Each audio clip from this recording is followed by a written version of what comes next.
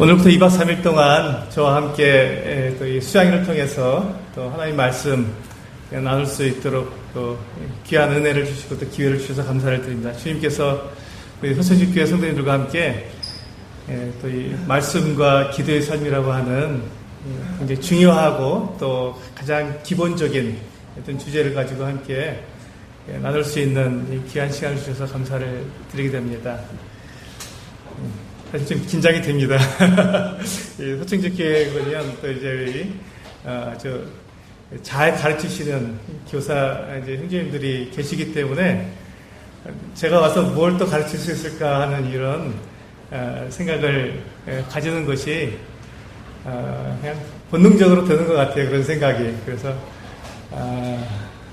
좀 긴장도 되고 또 어떤 말씀을 드려야 성도님들에게 이렇게 도움이 될까 이런 생각을 가지게 되는데 2박 3일 동안 주님께서 저에게 이제 주신 이 말씀 또 제가 그동안 주님을 섬길 때 제가 어떻게 말씀을 또 보게 되었고 어떻게 말씀을 연구하게 되었으며 또 어떻게 기도하고 살았는지 이런 부분들에 대해서 이렇게 나누면 되겠다는 생각을 가지고 그냥 편안한 마음으로 왔습니다. 괜찮죠? 네. 감사합니다.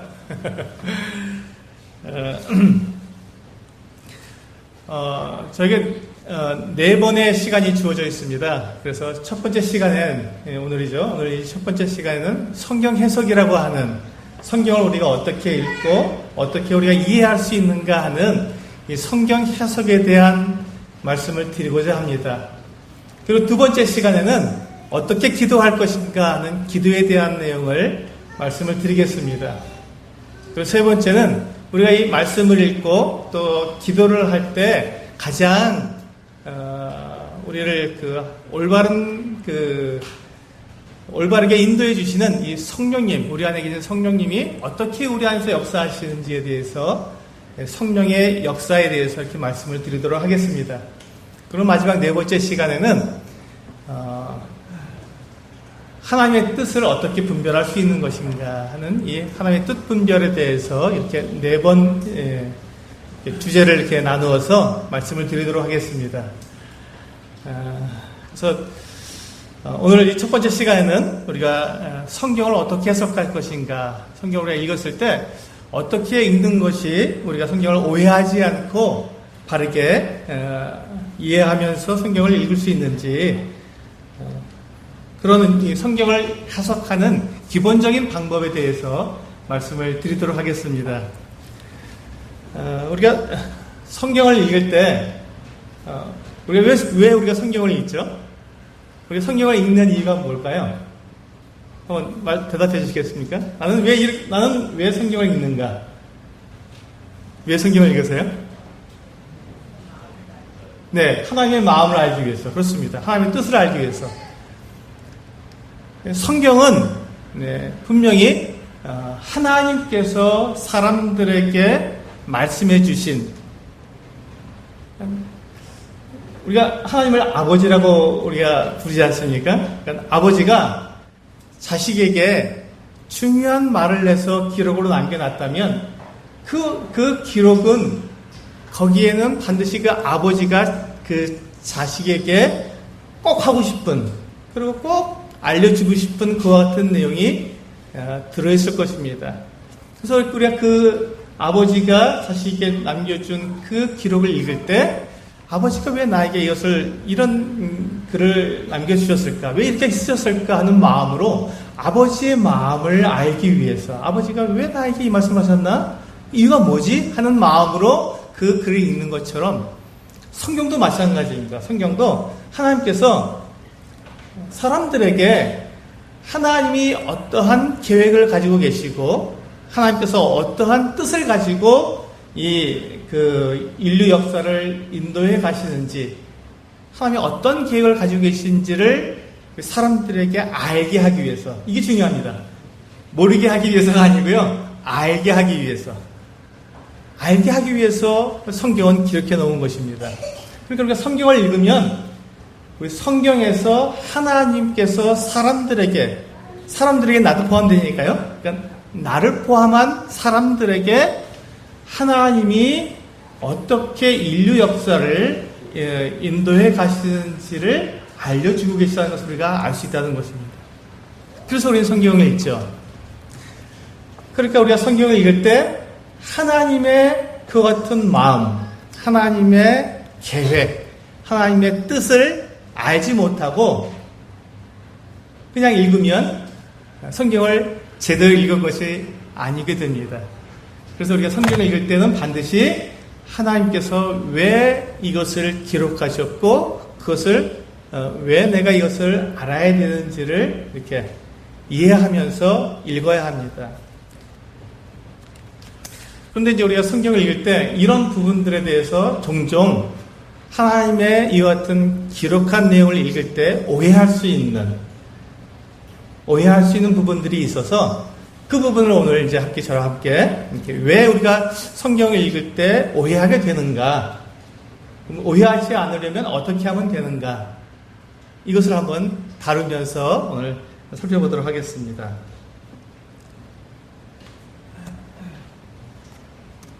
네, 우리 오늘 말씀의 주제 말씀입니다. 같이 한번 읽어보시겠습니다. 시작. 너는 진리의 말씀을 옳게 분별하며 부끄러울 것이 없는 일꾼으로 인정된 자로 자신을 하나님 앞에 드리기를 힘쓰라. 여기에 보시면 너는 진리의 말씀을 옳게 분별하며 라고 되어 있습니다. 여기 분별하라는 말은 우리가 그 옳게 나누다, 옳게 구분짓다라는 말입니다. 그러니까 성경을 우리가 읽을 때 우리가 성경에 있는 내용을 쭉 읽으면서 이건 이런 말씀이야, 또 이건 여기에 해당되는 거야, 이건 누구에게 한 말이고 이건 어떤 내용을 하신 말씀이야 라고 이렇게 우리가 정확하게 나누어서 볼 수 있어야 한다는 것입니다. 그러니까 성경을 읽을 때 우리가 소설책 읽듯이 그냥 쓱 읽어버리면 되는 것이 아니라 성경을 읽을 때 반드시 우리가 뭘 해야 된다고요? 나눌 수 있어야 한다는 것이죠. 구분 지을 수 있어야 한다는 것이죠. 이건 누구에게 한 말이고 이건 누구에게 한 말인지 서로 나누어 볼 수 있어야 하고 그것을 제대로 잘 구분할 때 우리는 성경을 옳게 이해했다, 옳게 읽었다라고 우리는 말할 수 있습니다. 성경은 우리에게 말씀하고 있습니다. 너는 진리의 말씀을 옳게 잘 나누어서 구분해서 보아라. 그래야 성경을 우리가 오해하지 않는다라고 말씀하고 있는 것입니다. 네, 성경은 마치 교통 표지판과 같습니다. 여기 보시면요, 교통 표지판이 있는데 하나는 30이라고 되어 있고 하나는 50이라고 되어 있습니다. 우리가 운전을 하시는 분들은 이렇게 운전하실 때 도로 이게 교통 표지판을 보고 이게 뭐라고 말을 하는지 우리가 딱 바로 알 수 있어야 그래야 우리가 안전운전을 할 수 있는데 지금 이 표지판처럼 비슷한 내용이 같이 있습니다. 이걸 구분할 수 있으세요?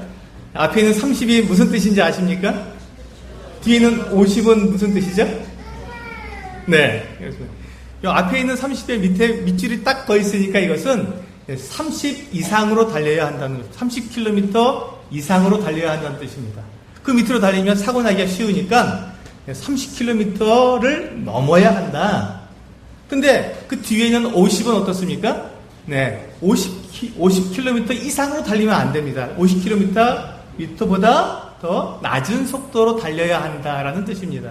서로 다르죠. 비슷하게 생겼지만 서로 다릅니다. 이렇게 구분 지을 수 있어야 한다는 것이죠. 30m 줄이 있으면 이거는 30을 넘어야 한다는 뜻이고 50m 줄이 없으니까 이것은 50을 넘으면 안 되는구나 하고 나누어 볼 수 있어야 한다는 것입니다. 재밌죠? 한 번 더 해볼까요? 네. 이 앞에는 보니까요 50m라고 되어 있고 그 다음에 보면은 2.2m라고 되어 있습니다. 이게 서로가 다른 뜻을 가지고 있는데 이게 무슨 뜻인지 아세요? 앞에 있는 50m는요 앞차와의 간격을 50m 이상 벌리십시오. 차 간 간격을 50m 이상을 벌려야 한다는 것입니다. 그래야 안전하게 운전할 수 있습니다. 너무 바짝 붙으면 사고 나기 쉽습니다. 라는 뜻입니다. 근데 그 옆에 있는 2.2m는 뭐죠? 예. 이건 많은 분들이 잘 모르시는데, 이건 차 폭입니다. 도로가 좁아서 차 폭이 2.2m가 넘는 차는 들어가지 마십시오. 2.2m보다 작은 차, 소형차만 들어가십시오. 라는 표시입니다. 이걸 모르고, 만약에 큰 차, 버스나 큰 화물차가 이 도로로 들어가게 되면, 예, 사고가 나기 때문에 폭이 2.2m가 넘으면 들어가지 마십시오. 라고 되어 있는 것입니다. 아하, 이게 다 구분이 되는 거군요. 그쵸? 네. 제가 왜 지금 이 표지판을 여러분들에게 소개하고 있죠? 구분 지는 것. 구분 짓는 게 뭔지를 알아야 합니다. 성경을 우리가 읽을 때 분별하라고 했는데, 분별하는 것은 구분 짓고 나누는 건데, 그 나누고 구분 짓는 것이 무엇인지 예를 들어 보여드리는 것입니다. 똑같아 보이고 비슷하게 보여도 서로 다른 의미를 갖고 있으니까 이것은 이렇게 나누고 저것은 저렇게 우리가 이해해야 한다는 것을 말씀을 드리고 있는 것입니다. 한 번만 더 해보겠습니다. 예, 앞에 있는 것, 예, 또 뒤에 있는 것 서로 다를까요? 의미가 다를까요? 예, 서로 다릅니다.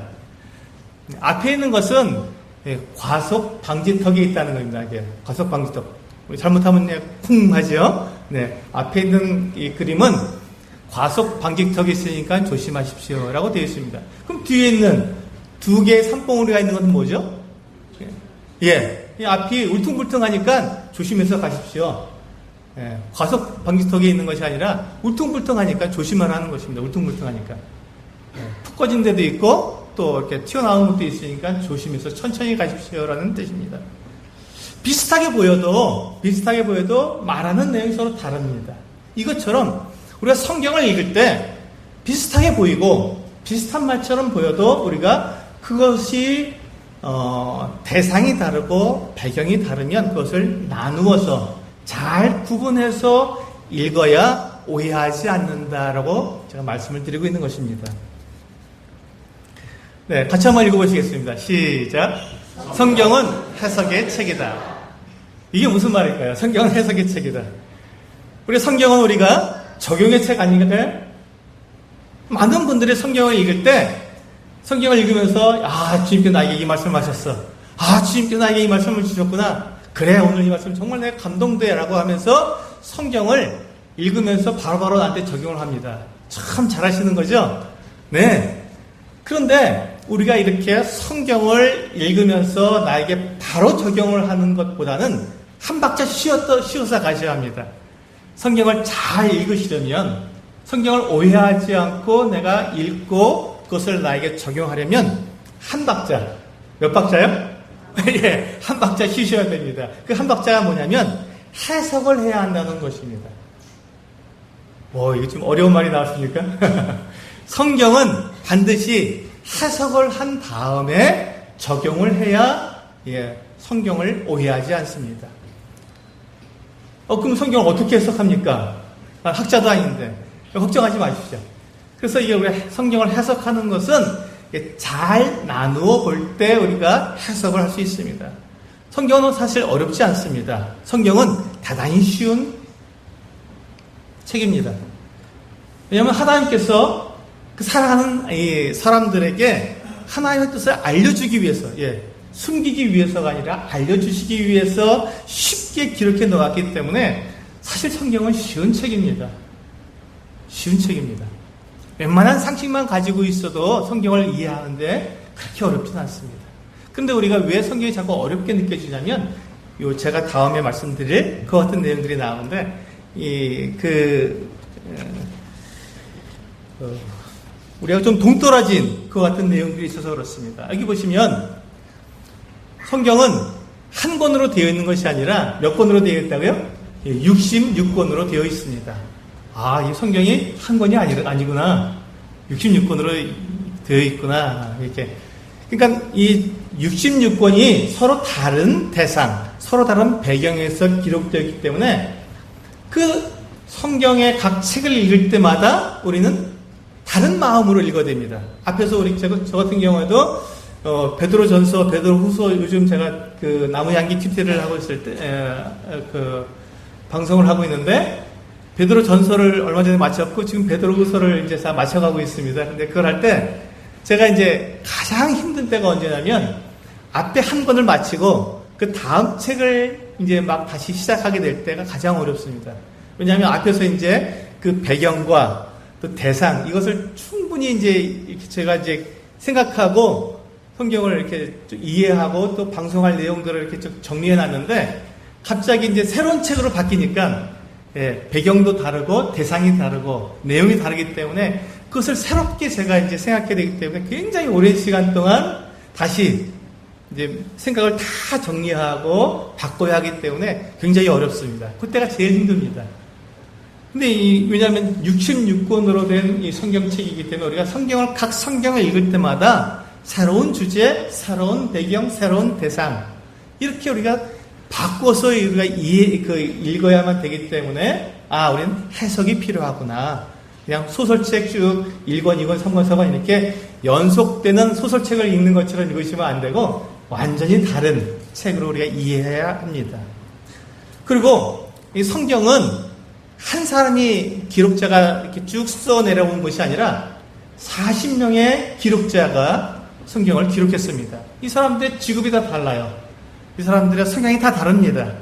그러니까 그 글을 읽을 때 우리가 이 사람이 왜 이렇게 썼는지를 우리가 이해하는 그 과정이 필요합니다. 이것을 우리가 해석이라고 말을 합니다. 그리고 우리가 왜 성경을 우리가 읽을 때 참 이게 어려운 이유가 뭐냐면요. 여기서 보시면 3대륙에서, 세계 대륙에서 기록이 되었다. 이렇게 되어 있습니다. 아프리카에서, 또 아시아에서, 유럽에서, 이렇게 각 동떨어진 지역에서 그 기록자들이 기록했기 때문에 이 문화가 다릅니다.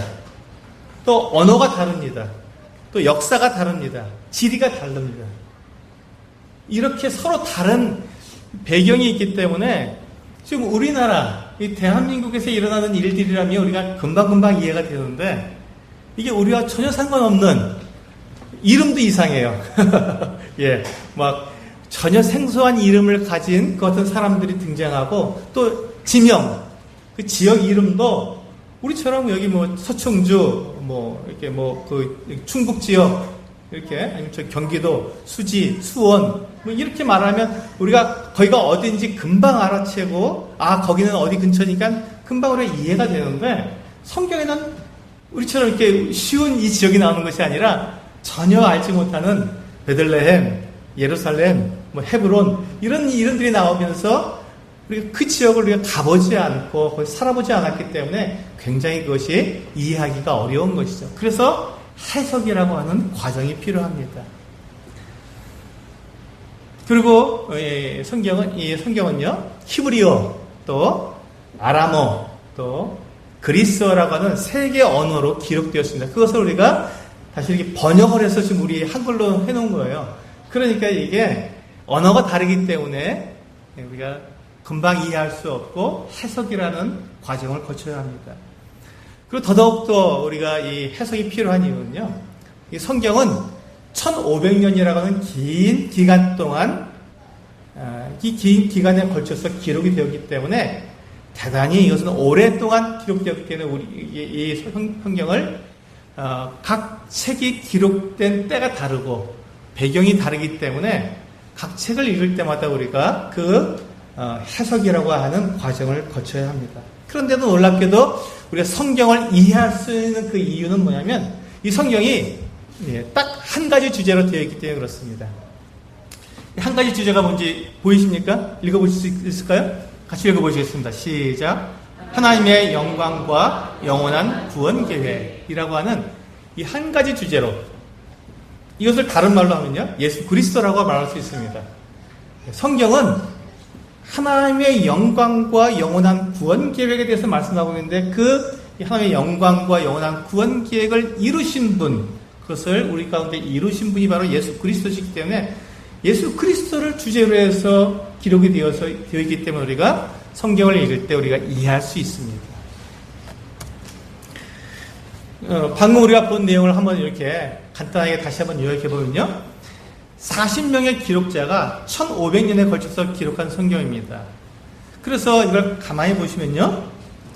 이 성경이 신구약 성경이 다 완성되는데 1500년이 걸렸는데 이 1500년이 걸려서 완성된 후 지금까지 성경이 완성된 후에 지금까지 얼마나 떨어졌다고요? 2000년이나 떨어졌습니다. 완성 후 2000년이나 됐습니다. 그러니까 이 성경은 우리가 지금 이렇게 이 성경을 가지고 우리가 마치 오늘날 기록된 것처럼 우리가 읽고 있지만 이 성경은 엄청나게 오래된 고문서입니다. 고문서. 지금 우리 그 성도님들이 삼국시대에 기록된, 삼국시대까지 안 가더라도 고려시대, 조선시대에 기록된 문서를 우리가 봤을 때 이해가 되십니까? 좀 힘들죠? 그래서 우리는 어떻게 합니까? 해석을 하죠. 그 학자들이 그것을 해석을 해주면, 이게 그런 뜻이었구나 하고 우리가 이해합니다. 그것처럼 성경은 이 조선시대에 기록된 그 문서보다 훨씬 더 오래된 것입니다. 이게 마지막 책이 완성된 때가 2000년이니까 처음 기록한 책으로 가게 되면 무려 3500년이 되어 있습니다. 창세기, 출애굽기, 레위기, 민수기, 신명기 이 모세오경이라고 하는 책은 지금으로부터 약 3500년 전에 기록된 책입니다. 그러니 어마어마하게 오래된 고문서이죠. 그러니까 우리가 그것을 읽을 때 그와 같은 배경과 역사와 문화 이와 같은 것들을 우리가 고려해서 읽지 않으면 우리가 오해할 수도 있다는 것입니다. 그래서 우리는 성경을 읽을 때 해석이라고 하는 이 단계를 거쳐야 한다라고 말씀을 드리겠습니다.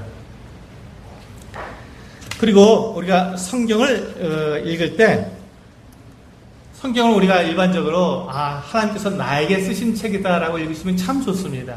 그런데 그렇게 막바로 성경을 막바로 나에게 이렇게 적용하시는 것보다 한 단계를 제가 거치라고 말씀을 드렸는데 그 한 단계가 바로 왜 그러냐면 특정한 대상이 있어서 그렇습니다. 성경을 기록할 때 기록자가 그 어떤 대상을 향해서 그것을 기록했지 나에게 바로 기록한 것이 아니기 때문에 한숨 건너서 해석이라는 한 단계를 거쳐서 성경을 적용하시면 성경을 우리가 오해하지 않고 성경을 읽을 수 있습니다. 자, 그러면 이제 우리가 시간이 없으니까 해석을 하려면 어떻게 하면 해석할 수 있는가? 어떻게 하면 오해하지 않고 성경을 우리가 잘 이해하면서 성경을 읽고 나에게 적용할 수 있는가 하는 것을 해보기 위해서 막바로 이제 성경을 어떻게 하면 해석할 수 있는지를 한번 다뤄보도록 하겠습니다. 자, 첫 번째가 뭐라고요? 다시 한번 읽어보겠습니다. 시작. 성경을 관찰하라. 여러분, 관찰이라는 게 무엇입니까? 관찰 그러면 우리가 제일 먼저 떠오르는 게 여기 보시면 뭐가 보이죠? 돋보기. 예, 우리 그 초등학생들 그 학교에서 이제 방학 숙제를 내주면 관찰 일기를 써와라 그러면요 아이들이 제일 먼저 생각하는 것이 돋보기입니다. 나뭇잎을 보든지 아니면 곤충을 잡아서 관찰하든지 돋보기를 봅니다. 왜 돋보기를 볼까요?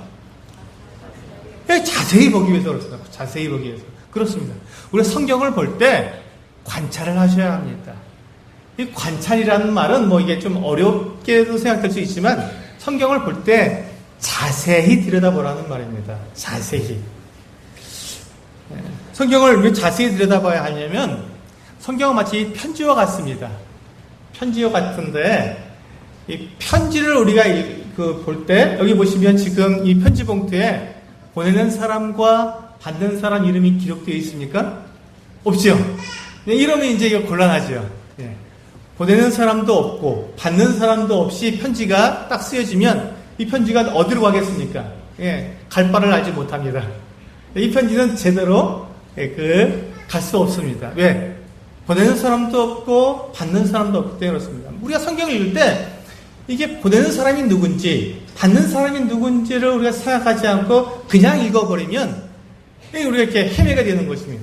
정확하게 우리가 성경을 이해하지 못하고 오해하게 된다는 것입니다. 그래서 성경을 우리가 관찰할 때 제일 중요한 게 사람입니다. 누가 중요하다고요? 사람. 누가 나오는가? 등장인물이 누구인가? 이게 굉장히 중요합니다. 내가 오늘 성경 만약에 창세기 1장을 읽었다. 그러면 창세기 1장에 나오는 등장인물이 누구인가 하는 것을 찾아보는 것. 그것이 대단히 중요합니다. 그래서 성경을 읽을 때 누가 누구에게 쓴 글인가를 자세히 관찰해 봐야 합니다. 특히 성경을 읽다 보면요, 어떤 단어들이 나오냐면 나, 너, 우리, 그들 뭐 이런 말들이 나옵니다. 이걸 대명사라고 말을 하는데, 근데 이거 나가 누군지, 너가 누군지, 그들이 누군지, 우리가 누군지 이걸 잘 구분하지 않으면, 이걸 구분하지 못하면요 정말 오해하게 됩니다. 저도 성경을 오랫동안 본 사람이고 성경을 이제 가르치는 사람 중에 한 사람이기 때문에 성경을 자세히 봅니다. 그런데 나, 너, 우리, 너희 이와 같은 대명사를 오해하게 되면 정말 엉뚱한 말씀을 전하게 됩니다. 해석이 완전히 달라지기 때문에 정말 엉뚱하게 말을 하는 거예요. 그래서 이 대명사가 나오면 나, 너, 우리, 너희 같은 대명사가 나오면 긴장합니다. 이게 누구지? 하고 다 풀어버립니다. 다 풀어내야 합니다.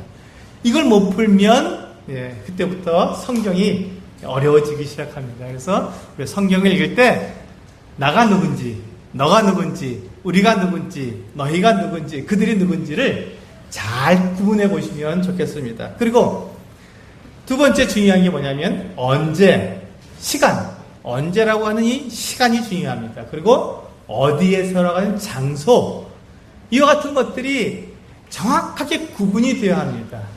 이거는 언제 말한 것이고 요 구절은 다음에 말한 거네 하고 이렇게 시간대를 구분할 수 있어야 되고 그 장소를 또 구분할 수 있어야 합니다.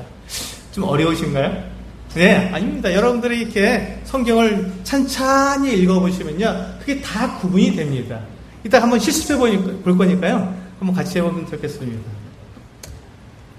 네, 이것을 보고 우리는 배경과 대상이라고 말을 합니다. 이게 굉장히 중요합니다. 제가 누가 누구에게 쓴 글인가, 언제 어디서 쓴 글인가를 제가 강조하는 이유는 이 배경과 대상이기 때문에 그렇습니다. 이게 나중에 적용할 때 이게 꼭 필요하거든요. 그래서 이 부분을 제가 미리 한번 말씀을 드리고 넘어가겠습니다. 자, 우리 한번 이 말씀을 가지고 한번 우리가 관찰을 한번 해볼까요? 네, 성경은 여러분 보셔도 괜찮고요. 여기 보이시면 이 말씀을 그대로 가지고 가셔도 됩니다. 우리 디모데전서 6장 17절에서 21절에 있는 말씀입니다. 이 말씀을 가지고 한번 관찰을 한번 해보겠습니다. 자, 우리 같이 한번 읽어보시면서 하나씩 관찰을 해보시겠습니다. 자, 처음에 내가 이 세대에서 부한 자들을 명하여 마음을 높이지 말고 정함이 없는 재물에 소망을 두지 말고 오직 우리에게 모든 것을 후히 주사 누리게 하시는 하나님께 두며. 자, 이 17절에 등장인물이 누구죠? 처음에 나온 내가라고 되어 있어요. 이 너는 누굴까요? 이거 디모데 전서니까 바울이 디모데에게 쓴 편지니까 이 너는 디모데일 것입니다. 그렇죠? 네, 이렇게 하는 겁니다. 이렇게. 그러면 내가 할 때 디모데야, 디모데에게 말하는구나. 그리고 그 다음에 내가 이 세대에서 부한 자들을 명하여. 또 누가 나오죠? 부한 자. 이 세대에서 부한 사람, 부자들을 말하고 있습니다. 그리고 마음을 높이지 말고 정함이 없는 재물에 소망을 두지 말고 오직 누구에게? 우리에게. 우리가 누구죠? 우리 사람들입니다. 바울과 또 지금 디모데, 이게 포함되겠죠. 바울과 디모데와 같은 이 같은 사람들, 한 무리들, 믿는 사람들이겠죠. 믿는 사람들에게 모든 것을 후히 주사 누리게 하시는 하나님께 두며. 또 누가 나옵니까? 하나님이 나옵니다. 자, 이렇게 우리가 등장인물들이 누가 나오는지를 찾아보는 것이 관찰입니다. 그래서 특히 여기서 이제 이 대명사, 너라고 하는 대명사와 또 우리라고 하는 대명사, 이것을 우리가 정확하게 구분해 주시면 성경이 이제 쉬워지기 시작합니다. 분명해지는 것이죠. 구분 지을 수 있게 되는 것입니다. 자, 그 다음에 18절에 보시면 선을 행하고 선한 사업을 많이 하고 나누어 주기를 좋아하며 너그러운 자가 되게 하라. 저는 너그러운 자라고 하는 사람이 나옵니다. 그렇죠? 근데 이게 누군지가 중요하죠. 이 너그러운 자가 누굴까요? 네, 그렇죠. 부한 자가 바로 이 너그러운 자가 되어야 하는 것입니다. 디모데가 너그러운 자가 되는 게 아니라 부한 자가 너그러운 자가 되어야 한다. 이렇게 서로 관계를 맺을 수 있습니다. 이것이 이렇게 하는 것이 지금 뭐라고요? 관찰입니다. 아, 한 사람 한 사람을 따져보는 거구나. 19절에 보시면 이것이 장래라고 하는 시간 앞으로 될 것. 지금 아니고요. 장래 미래에 자기를 위하여 좋은 터를 쌓아 참된 생명을 취하는 것이니라. 여기 보시니까 좋은 터라고 하는 장소가 있네요. 그러니까 장래에 좋은 터가 있을 것이다 라고 우리게 이 19절에서 우리는 볼 수 있습니다. 이제 20절로 다시 돌아갑니다. 20절에 보시면 디모데야 하고 여기 분명히 나옵니다. 그렇죠? 디모데라는 이름이 바로 나옵니다. 망령되고 헛된 말과 거짓된 지식의 반론을 피함으로 내게 부탁한 것을 지키라. 여기서 너는 누굴까요? 디모데네, 디모데. 그래서 지금 디모데에게 이 말씀을 하고 있죠. 자, 21절을 보시면 이것을 따르는 사람들이 있어. 여기서 사람들이 나옵니다. 이 사람들은 어떤 사람들입니까? 이것을 따르는데 이것을 따르는 게 뭐죠? 그 앞에 보면 망령되고 헛된 말과 거짓된 지식의 반론을 따르는 사람들. 그런 사람들이 있어서 그 사람들은 믿음에서 벗어났구나. 그렇게 되면 믿음에서 벗어나는구나. 은혜가 너희와 함께 있을지어다. 여기 또 사람이 나옵니다. 누가 나오죠? 너희라고 하는 사람이 나옵니다. 너희는 누굴까요? 디모데와 함께 있는 교회. 그러니까 아마도 에베소 교회일 것입니다. 이렇게 디모데를 말하면서 이것이 아마 에베소 교회라고 제가 말씀드린 이유는 그 배경이 있기 때문에 그렇습니다. 그렇죠? 요거는 좀 공부하시면 됩니다. 어려운 게 아닙니다. 조금만 공부하시면 다 알 수 있는 것입니다. 디모데 전서의 배경, 성경책 보시면 혹시 해설 성경 같은 그 성경을 갖고 계신 분들을 보시면 디모데 전서의 배경하고 이제 성경에 보시면 에베소 교회에 있는 이 디모데에게 이렇게 아마 되어 있을 겁니다. 그러니까 디모데는 지금 에베소 교회에 있구나 이렇게 돼서 그 배경을 우리가 금방 알 수 있습니다. 네, 이번에는 우리가 관찰을 했으면 이제 우리는 성경을 해석할 수 있습니다. 해석이라는 말은 무엇이냐면요. 성경이 기록된 당시에 이 성경을 읽는 사람의 입장에서 이것이 무슨 뜻일까라고 우리가 생각해내는 것. 그러니까 지금 내가 생각할 수 있는 그 의미가 아니라 그 당시 사람, 그 당시 이 성경을 읽는 사람들이 어떻게 그것을 이해했을까라고 우리가 생각해 보는 것입니다. 그러니까 제가 한 단계를 거치죠. 나에게 직접 오는 것이 아니라 한 단계를 먼저 거칩니다. 그래서 이 성경이 기록된 당시에 그때 이 성경을 읽은 사람, 최초의 수신자죠. 처음 그 성경을 받아서 읽은 사람들이 그것을 어떤 의미로 받아들였을까를 이해해 보는 것. 이것을 우리는 해석이라고 말을 합니다. 이게 좀 복잡한 것 같아도요.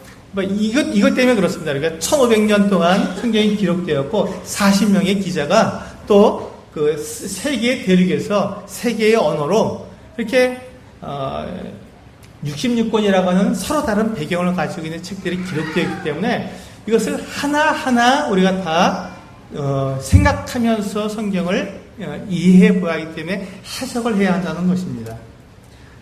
그래서 이제 성경이 그렇다면 성경을 해석할 때 제가 너무 어렵게 말씀드리는 것 같아서 성경을 해석하는 것이 이렇게 어렵지 않습니다라는 것을 제가 말씀을 드리려고 성경 해석의 황금률이라는 걸 가져와 봤습니다. 같이 한번 읽어보실까요? 시작. 어떤 성경 구절의 평범한 의미가 상식 수준의 의미일 때는 더 이상 다른 의미를 찾으려 하지 말라. 그러니까 보세요. 성경을 읽었을 때 우리가 그냥 이거 그런 말이네 하고 우리가 이해가 되면 그게 맞다는 것입니다. 거기에 다른 의미를 또 부여하지 말라는 것이죠. 성경이 어렵습니까? 쉽습니까? 이렇게 이걸 봐서는요. 성경은 쉬운 것입니다. 누구나 읽으면 누구나 다 이해할 수 있는 그 같은 말로 되어 있습니다. 내용으로 되어 있습니다. 다음 읽어보시겠습니다. 시작. 다시 말해 그 구절의 앞뒤 문맥이나 관련 구절이나 근본 진리 등이 분명하게 다른 의미를 주지 않는다면 그 구절의 모든 단어를 평범하게 문자적 의미로 받아들여야 한다. 예, 계속 읽겠습니다. 시작. 하나님께서는 자신의 말씀을 계시하시면서 독자가 혼동에 빠지는 것을 원치 아니하셨으며 자신의 자녀들이 분명하게 깨달을 수 있기를 원하신다. 예, 여기 보시면 하나님께서 이 성경을 기록하셨을 때 우리가 막 헤매고 이게 무슨 뜻이야 하고 막 우리가 어려워하지 않도록 쉽게 기록하셨다는 것입니다. 그런데 우리가 이것이 쉽지 않은 이유는 그 이유가 뭐냐면 굉장히 오래된 고문서고 그때의 배경과 그 역사적 또 문화적 언어적 지리적 이런 차이가 있기 때문에 그것이 어려운 것이지 사실 이 성경의 내용 자체는 어렵지 않습니다. 어렵지 않습니다. 쉽습니다. 그래서 우리가 성경을 읽을 때 그것이 우리가 이해가 되면 그 이해되는 그 수준에서 우리가 해석할 수 있다라고 말씀을 드리는 것입니다. 이게 굉장히 중요한 그 내용이 하나가 있습니다. 성경을 해석할 때 반드시 우리가 지켜야 할 내용입니다. 같이 한번 읽어보시겠습니다. 시작. 성경은 성령의 감동으로 기록된 하나님의 말씀이다. 이미 성령의 감동된 말씀에 다시 영적인 새로운 의미를 부여한다면 성경을 부인하는 결과를 가져오게 된다. 이게 무슨 말씀인지 아시겠습니까? 예, 제가 이게 좀 어렵게 기록되는지 모르겠지만 성경은 하나님께서 사람들에게 하나님의 뜻을 알도록 하나님께서 정확하고 논리적이고 아주 분명한 단어를 하나하나 다 사용해서 정확하게 사람들에게 하나님의 뜻을 나타내 주신 그런 책입니다. 그런데 우리가 하나님께서 이미 그 의미를 부여하신 이 내용에다가 내가 읽으면서 내가 거기다가 내 마음대로 새로운 의미를 거기다 딱 부여하게 되면 어떻게 됩니까? 하나님의 뜻과 전혀 상관없는 내 뜻을 넣었기 때문에 오히려 하나님의 말씀을 부인하는 결과가 된다는 것입니다. 그렇죠? 이게 아버지가 나한테 아들아 잘 지내고 있니? 라고 물었는데 그 말을 들으면서 아버지가 나한테 왜 잘 지내고 있냐고 물어보지? 혹시 아버지가 병에 걸리신 거 아닐까? 왜 갑자기 나한테 잘 지내냐고 아버지가 혹시 암에 걸리신 거 아닐까? 이렇게 우리가 생각하게 된다면 아버지가 나한테 아들아 잘 지내고 있니? 라고 한 말과 내가 거기에 새로운 의미 부여한 것 혹시 아버지가 암에 걸리신 거 아닐까? 하는 것과 어떻습니까? 내용이 같습니까? 다릅니까? 다르죠. 전혀 다른 것입니다. 전혀 다른데 만약에 우리가 아들아 잘 지내고 있니? 라는 말에다가 내가 새로운 의미를 부여하게 되면 아버지의 말을 내가 바꿔버리게 되는 것이고 아버지가 한 말의 진짜 의미를 내가 바꿔버리게 되기 때문에 그것은 아버지하고 전혀 상관없는 말이 되는 것이죠. 우리가 성경을 읽을 때 그렇게 될 수 있다는 것입니다. 내가 거기다가 새로운 의미를 부여하지 말고 하나님께서 이미 우리에게 해주신 그 의미대로 그것을 따라가자는 것입니다. 그것을 해석이라고 말하는 것입니다. 해석. 하나님께서 처음에 어떤 의미로 말씀하셨을까라는 것을 따라가는 것, 그것을 해석이라고 말을 합니다. 자, 그래서 우리가 다시 한번 우리가 해석할 때 뭐가 중요하냐면 관찰해서 갖고 온 이 배경과 대상이 중요합니다. 어떤 배경에서 이런 말을 했을까? 누구에게 했을까 하는 것을 가지고 그것을 조합할 수 있어야 그래야 정확한 해석이 되니까 이 배경과 대상이 대단히 중요합니다.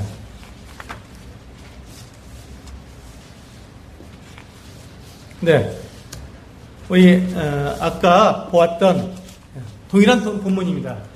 이 동일한 본문을 한번 우리 해석해 보실까요? 이게 어려울까요? 쉬울까요? 어렵지 않습니다. 성경은 쉽습니다. 한번 해석해 보겠습니다. 자, 아까 우리 다 관찰을 했습니다. 자, 디모데가 뭘 해야 된다고요? 이 세대에서 부한 자들, 지금 부유한 사람들, 부자들에게 뭘 하라고요? 명령을 하라고요. 그들에게 가르쳐야 한다는 것입니다. 지금 바울이 디모데에게 너는 지금 너와 함께 있는 그 사람들 중에서 부한 사람들, 부자들에게는 이와 같은 것들을 가르쳐라 라고 바울이 디모데에게 알려주고 있습니다. 뭘 가르쳐야 한다고요? 7가지를 가르치라고 하고 있습니다. 부자들에게. 자, 첫 번째가 뭘까요? 마음을 높이지 말라는 것입니다. 부한 사람은 마음이 높아질 수 있습니다. 왜 마음이 높아질까요? 제가 재물을 가지고 있으니까 다른 사람보다 더 많은 것을 가지고 있기 때문에 마음이 높아질 수 있다는 것입니다. 그래서 그 사람들에게는 뭐가 필요하다고요? 마음을 높이지 않도록 가르쳐 주는 것이 필요하다는 것입니다. 그러니까 디모데가 교회 안에서 부한 사람들에게는 마음을 높이지 않도록 가르쳐야 하는 것이 필요하구나. 우리 이것을 알 수 있습니다. 지금 우리가 해석하고 있는 것입니다. 그렇죠? 네. 그래서 두 번째는 뭘 가르치라고요? 정함이 없는 재물에 소망을 두지 말라. 부자들은 정함이 없는 이 재물에다 소망을 둘 수 있구나. 재물에다 소망을 두고 그리고 살아갈 수 있구나. 네. 재물이 많으면 내 생활이 편하고 남들보다 더 기회가 많기 때문에 재물을 좋아하고 재물을 얻는데 더 많은 시간과 또 노력을 하기 때문에 거기에 소망을 두고 살아갈 수 있다는 것입니다. 재물을 기뻐하고 재물을 의지하고 살아갈 수 있기 때문에 재물을 의지하지 말도록 가르쳐야 한다라고 말씀하고 있습니다. 어렵지 않죠? 그리고 세 번째는 무엇이죠? 오직 우리에게, 믿는 사람들에게 모든 것을 후히 주사 누리게 하시는 누구에게? 하나님께. 소망은 누구에게 두어야 한다고요? 하나님께 두어야 한다는 것입니다. 부한 사람들은 재물에 소망을 두기가 쉬운데 그렇게 하지 말고 하나님께 소망을 둘 수 있도록 가르쳐야 한다. 자, 지금 교회에서 어떤 가르침이 있어야 한다고요? 네, 마음을 높이지 말고 재물에 소망을 두지 말고 소망은 하나님께 두어라. 이런 것들이 가르쳐져야 한다는 것입니다. 자, 네 번째는 뭘까요? 선을 행하라. 선을 행하라는 것입니다. 여러분, 선은 어떤 게 선일까요? 어떤 게 선한 일이죠?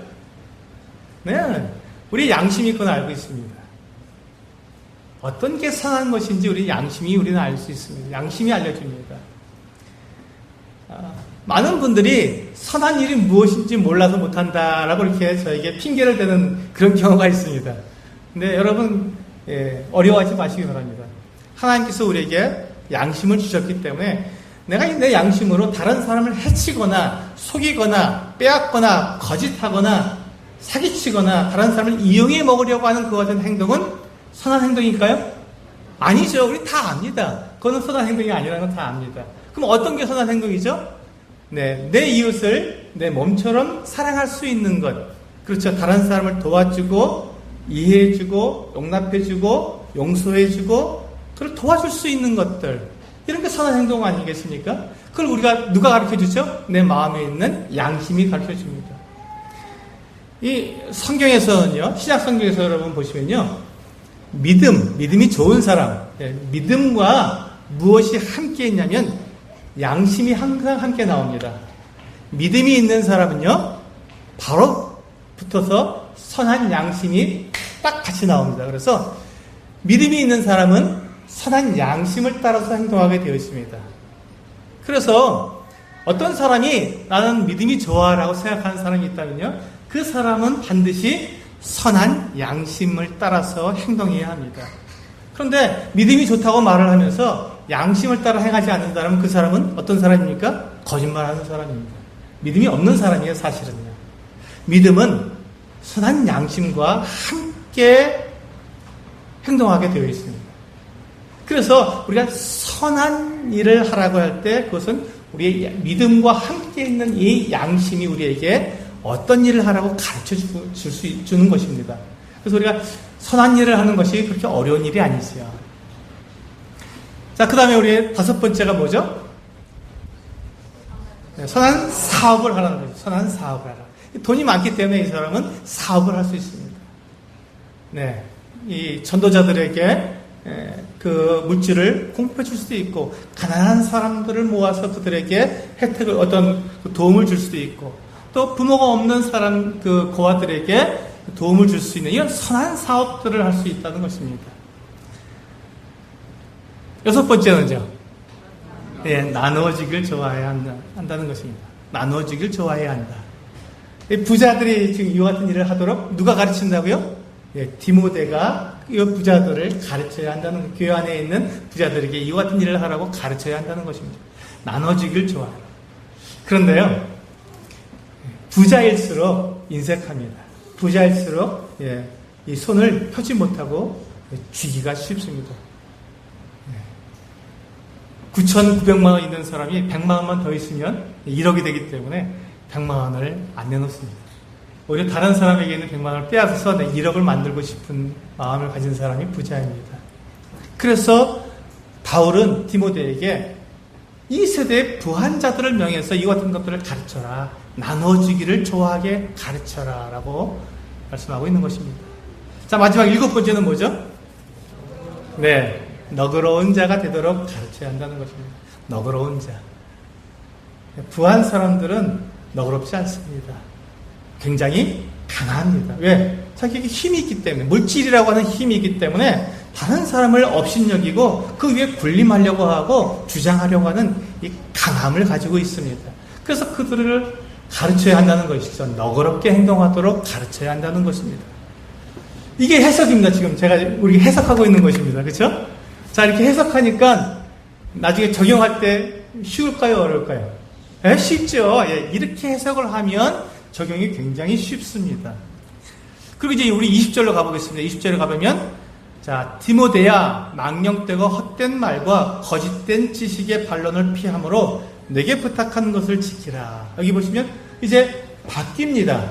우리 앞에서 17절부터 19절까지는 디모데가 이 세대의 부한 사람들에게 명하고 가르쳐야 할 내용들을 말씀하고 있었는데 20절에 와서는 갑자기 바뀝니다. 대상이 누구로 바뀌죠?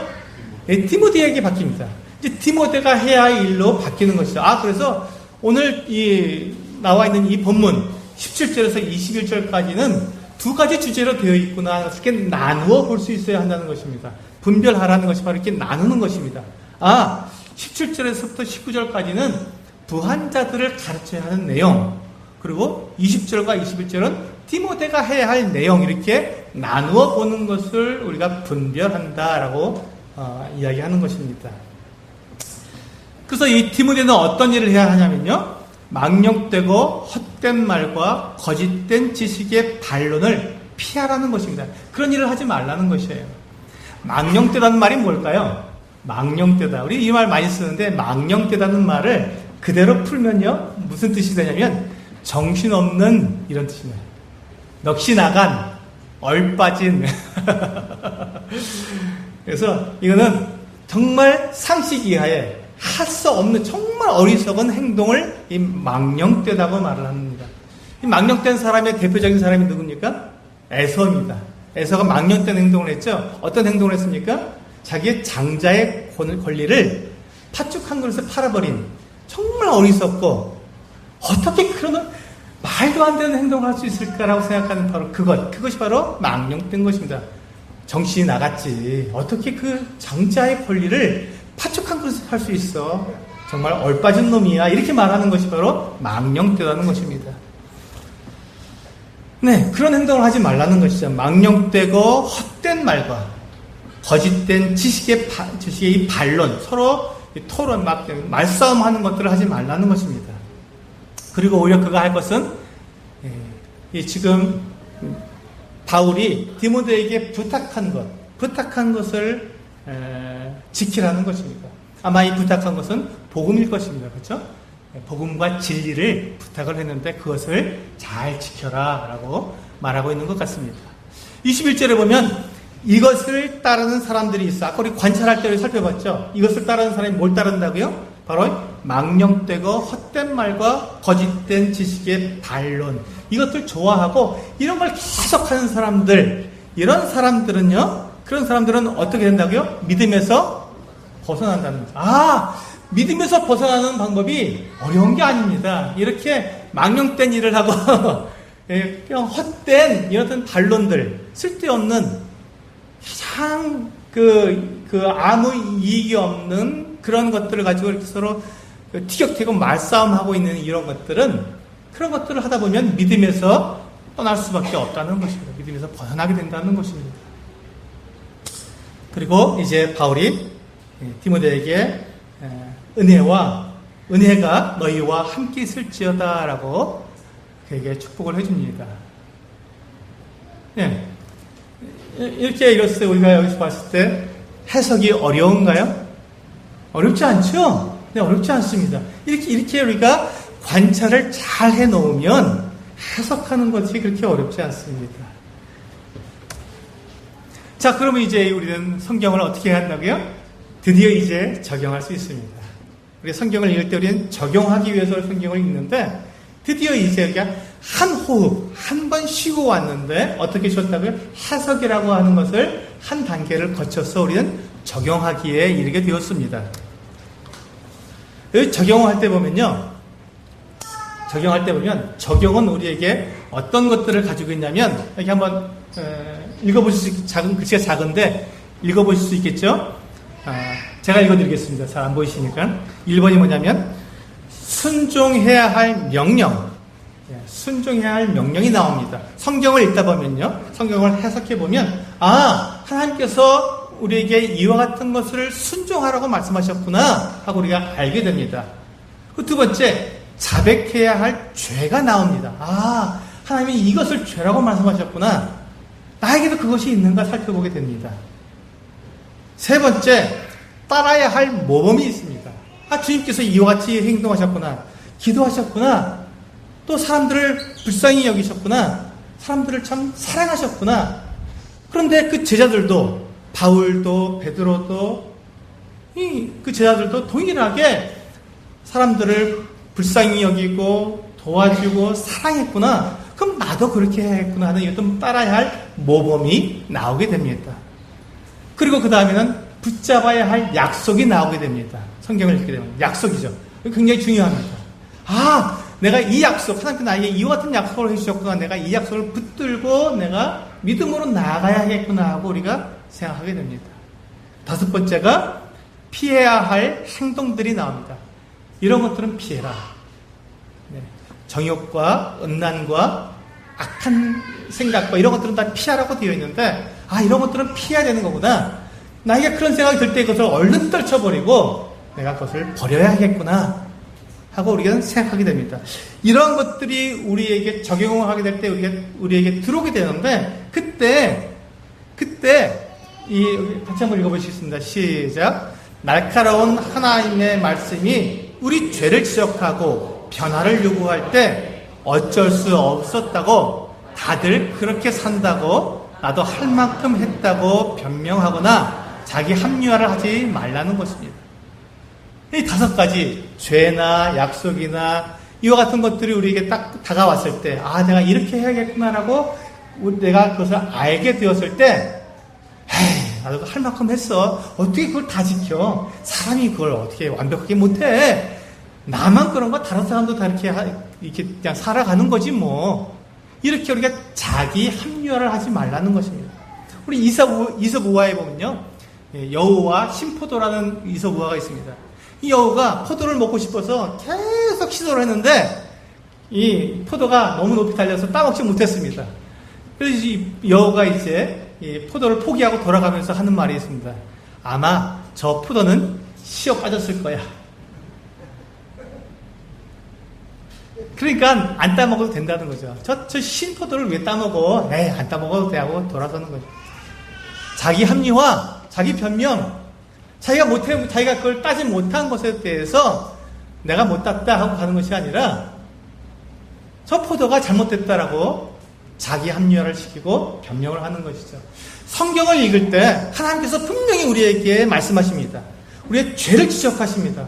피하라고 말씀하시고 이 약속은 꼭 붙들라고 말씀하시며 이것을 따라가라고 우리에게 말씀하십니다. 근데 그와 같은 것들을 우리가 보면서 그냥 우리가 자기 합리화, 이걸 다 지키는 사람이 어딨어? 이렇게 사는 사람이 있으면 나와보라 그래 하면서 자기 합리화를 시키고 다들 그렇게 살지 뭐 나도 할 만큼 하는 거야. 이 정도면 뭐 빠지지 않지. 이렇게 합리화를 시키고 그것을 내가 따라가려는 생각을 갖지 않는다면, 적용시키지 않는다면 그렇다면 그것은 요구한 것처럼 저 변명하고 합리화하고 하나님의 말씀에 순종하지 않으려는, 사실 지금까지 한 모든 관찰과 해석, 이 모든 것들이 아무 소용이 없는 것입니다. 성경을 읽은 것이 아무 소용이 없는 거예요. 안 따라갔는데 하나님께서 우리에게 알게 하신 그 모든 말씀들을 내가 순종하지 않는데 읽을 이유가 없는 것이죠. 그래도 읽은 게 좋습니다, 사실은요. 네, 적용을 못해도 읽는 건 참 좋은데, 아는 건 참 중요한데, 그래도 우리가 온전하게 아는 것은 경험을 통해서 아는 것이 온전하게 아는 것으로 순종할 때 우리는 성경을 온전히 알았다라고 말씀할 수 있습니다. 네, 시간 여부 때문에 제가 이 말씀을 다 못 드리는데요. 이 사무엘상 13장 8절에서 15절에 나와 있는 말씀은 사울 왕이 이제 블레셋과 싸우려고 할 때 이 사무엘이 일주일을 기다렸는데도 안 오자 자기가 하나님께 번제를 드린 그와 같은 사건입니다. 이제 이 사무엘이 와서 진노를 하자 사울이 변명을 합니다. 사무엘, 당신은 늦게 오고 백성들은 다 흩어져서 전쟁을 못하게 됐는데 나라도 번제를 드려야 되지 않겠습니까? 라고 변명을 합니다. 사울의 이 변명이 사울을 하나님으로부터 버리게, 하나님의 버림을 받게 하는 것 같은 이유가 되었습니다. 두 번째, 사무엘상 15장 7절에서 24절에 있는 말씀은 하나님께서 이 사무엘을 통해서 사울에게 말씀하셨습니다. 네가 가서 저 아말렉 족속을 다 진멸해라. 하나도 남기지 말고 다 진멸해라 라고 말씀하셨습니다. 근데 사울이 가서 이 아말렉 족속과 싸워서 다 진멸했다고 했는데 거기서 가지고 온 것이 있었습니다. 이 아말렉 족속의 왕인 아각과 또 이 좋은, 하나님께 참 보기 좋은 이 양과 소, 이 재물들, 이것들을 끌어갖고 온 거예요. 이 사무엘이 와서 보니까 기가 막히죠. 하나님께서 분명히 모든 것을 다 진멸하라 하셨는데 이 양의 소리가 들리고 그 아말렉 왕 아각이 와 있으니 어떻게 된 것이냐고 물었습니다. 그러자 사울 왕이 대답합니다. 뭐라고 대답합니까? 하나님께 제사를 드리려고, 이 좋은 이 제사를 드리려고 제물을 가져온 건데 이게 뭐 잘못된 겁니까? 라고 말을 합니다. 순종이 제사보다 낫다. 순종이 제사보다 나은 것입니다. 변명하지 말라는 것이죠. 우리가 하나님의 말씀을 우리가 들었을 때 그 말씀을 그대로 순종해야 되지, 내가 합리화를 지키고 내가 어떤 변명을 대는 것은 옳지 않다는 것입니다. 네, 우리는 바로 우리 해석한 이 말씀을 가지고 우리는 적용할 수 있습니다. 만약에 내가 부자라면, 여기 계신 우리 성도님 중에서 내가 볼 때 나는 그래도 좀 여유가 있지, 나는 부자시라고 생각하시는 분이 있다면 이 7가지 그럼 결코 여러분 잊지 마시고 반드시 마음에 두셔야 합니다. 7가지. 바울이 디모데에게 가르치라고 하는 이 7가지, 특별히 소망을 재물에 두지 말고 하나님께 두어야 하며 너그러운 사람이 되어야 하는 이 부분은 이 부유한 사람, 여유 있는 사람들에게 꼭 필요한 것입니다. 그럼 가난한 사람들은 이것을 지킬 필요가 없을까요? 아니죠. 그래서 하나도 빼놓을 것이 없지 않습니까? 가난한 사람도 이 말씀을 보면 동일하게 정말 하나님께서는 이와 같이 살라고 말씀하시는구나라고 우리가 분명히 우리의 나에게도 적용할 수 있습니다. 그리고 이 디모데에게 말씀한 것처럼 반론하고 망령된 일을 하는 이와 같은 것들을 피하는 것이 옳은 것입니다. 그런 일을 하다 보면 믿음에서 벗어나기 때문에 내가 그런 일을 내가 하지 말아야겠구나. 내가 막 다른 사람들하고 말싸움하는 걸 좋아한다. 피하시길 바랍니다. 우리가 이렇게 적용을 하는 것입니다. 우리 요 말씀을 읽고 마치도록 하겠습니다. 같이 한번 읽어보시겠습니다. 시작. 내 생각을 입증하기 위해서 성경을 읽는 것이 아니다. 하나님께서 의도하신 의미를 알기 위해서 성경을 읽는 것이다. 제가 성도님들에게 오늘 이 시간에 말씀드린 것은 바로 이것입니다. 하나님께서 우리에게 이 성경을 기록하시고 우리에게 성경을 주신 이유는 성경을 통해서 하나님께서 사람들에게 하시는 그 분명한 하나님의 계획, 하나님의 뜻을 알라고 하는 것이지, 내 생각에 맞는 성경 구절을 찾아내서 내가 지금 살아가고 있는 것이 옳다는 것을 증명하기 위해서 성경을 이용하라는 것이 아닙니다. 성경은 하나님께서 우리들에게 주신 말씀이지, 내가 지금 어떻게 살아가는 것, 내가 지금 주장하고 싶은 것들을 내가 입증하기 위해서 필요한 하나님께 기록해 주신 것이 아니라는 것입니다. 그래서 우리는 하나님께서 나에게 의도하신 의미, 그 의미를 알기 위해서 성경을 읽는 것입니다. 이 부분에 대해서는 마지막 시간, 4번째 시간에 제가 이 전체 인류의 역사에 대한 부분들을 말씀을 드리면서 좀 더 정확하게 또 분명하게 말씀드리도록 하겠습니다. 오늘 같이 저와 함께 짧은 시간에 그냥 급하게 제가 말씀을 드렸습니다. 성경은 적용하는 책이지만 적용하기에 먼저 한 박자, 한 단계를 건너서 적용해야 한다고 말씀을 드렸습니다. 그게 뭐죠? 어떤 단계를 거치라고요? 네, 해석하는 단계를 거쳐야 한다는 것입니다. 근데 해석하기 위해서 해석을 잘하기 위해서 우리가 그 앞에 해야 될 것이 뭐라고요? 관찰, 돋보기를 들고 성경을 자세히 들여다보십시오. 자세히 들여다보십시오. 네, 그 중에서도 여러 가지 우리가 관찰할 것이 많지만 사람을 관찰하시고 등장인물들, 그리고 시간 언제 또 어디에서 했는지를 그런 내용들을 자세하게 관찰하셔서 잘 나누어 보시면 우리가 성경을 오해하지 않고 이해하는데 도움이 되실 것입니다. 첫 번째 시간은 여기까지 하고 마치도록 하겠습니다. 기도하시고 마치도록 하겠습니다. 아버지 하나님, 감사를 드립니다. 저희들에게 하나님의 말씀 완전하고 정리하며 하나님의 모든 뜻을 저희들에게 계시해 주신 완전한 성경을 저희들에게 허락해 주셔서 감사를 드립니다.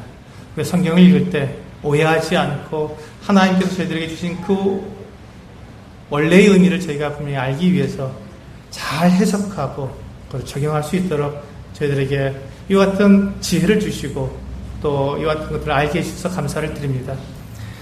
저희 성경을 정말 내 주장, 내 입장을 변호하기 위해서 사용하는 것이 아니라 하나님께서 사람들에게 주신, 하나님께서 나에게 주신 하나님의 그 의도, 하나님의 뜻을 알기 위해서 성경을 읽을 수 있도록 저희들을 인도해 주시기를 원합니다.